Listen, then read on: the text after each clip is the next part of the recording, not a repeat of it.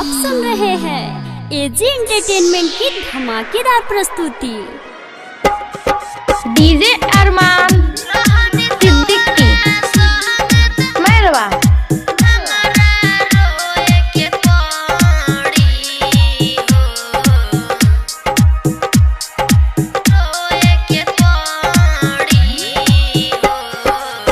पहाड़े तू धोखेबाज रे छौड़ी खोए के पड़ी।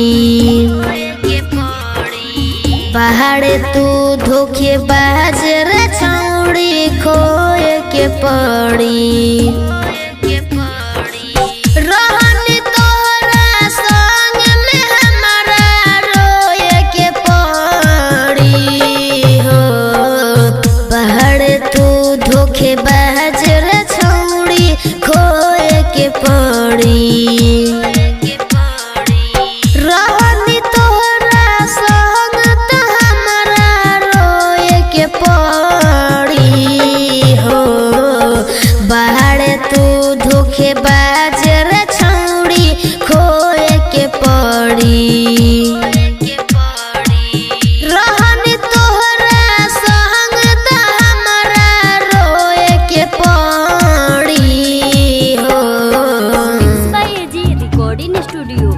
रहनी तोहरा संग त हमारा रोए के डीजे अरमान सिद्दीकी मैरवा। रहनी तोहरा संग त हमारा रोए के पड़ी हो। दिल पर खंजर चलाई देलू हमरा के काहे रुलाई देलू। दिल पर मार के लतिया तू हमरा के काहे भगाई देलू। पहाड़ तू धोखेबाज रे छौड़ी खोए के पड़ी।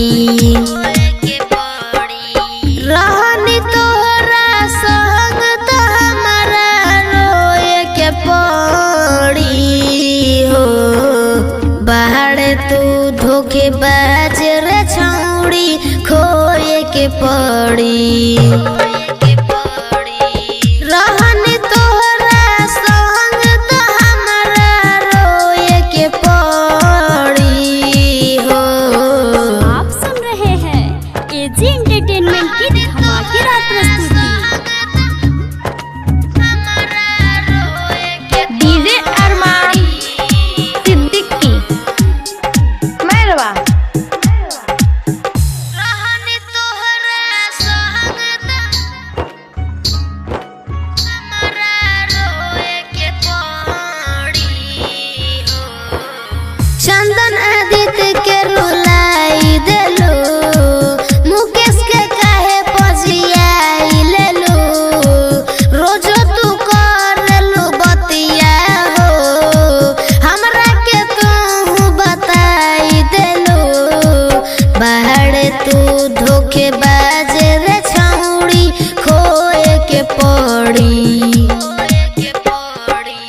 रहनी तोहरा संग त हमारा रोए के पड़ी हो। बाहर तू धोखेबाज रे छौड़ी खोए के पड़ी। रहनी तोहरा संग त हमारा रोए के पड़ी हो। एजी रिकॉर्डिंग स्टूडियो रोशनपुर सपहा।